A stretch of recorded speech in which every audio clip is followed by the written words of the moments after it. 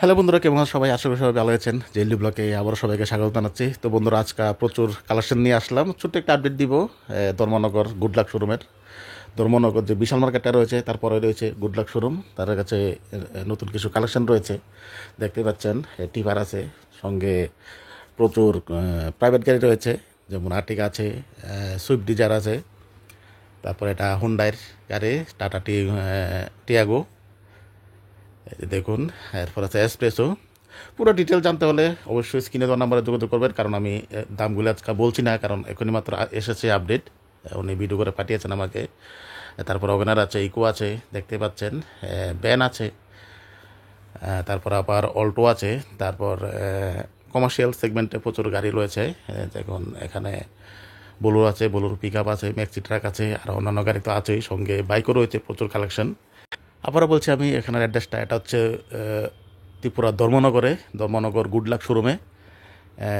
ঠিক বিশাল মার্কেটটা বের হয়ে তাদের শোরুম, গুডলাক শোরুম। এই যে দেখুন, এখানে টাটা এইচও আছে এবং প্রচুর পরিমাণে বাইক আছে। এটা হচ্ছে সিএনজি বাইক, যেটা নতুন বেরিয়েছে, বাজাজের ফ্রিডম সিএনজি। এটার কালেকশনও রয়েছে তাদের কাছে। তারপরে অন্যান্য কালেকশন তো রয়েছেই। কালেকশন করে একটু দেখে দিচ্ছি।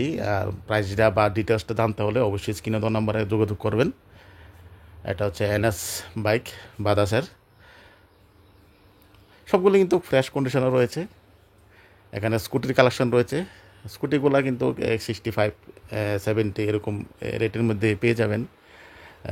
এখানে প্রচুর কালেকশন রয়েছে, দেখতে পাচ্ছেন। যারা নাকি নিতে চান বা কেনার ইচ্ছুক, তারা অবশ্যই স্ক্রিনে দেওয়া নাম্বারে যোগাযোগ করবেন। কোন নাম্বারে যোগাযোগ করে কোনটার প্রাইস কত বা কোনটা আপনার নিতে চান, এটার প্রাইসটা কত জেনে নেবেন। আমাকে শুধু ছোট্ট একটা আপডেট পাঠিয়েছে, যার কারণে আমি দেখাচ্ছি আপনাদের কাছে, শুধু কালেকশনটি দেখাচ্ছি। এখানে স্প্লেন্ডার রয়েছে, তারপরে স্কুটির প্রচুর কালেকশন রয়েছে।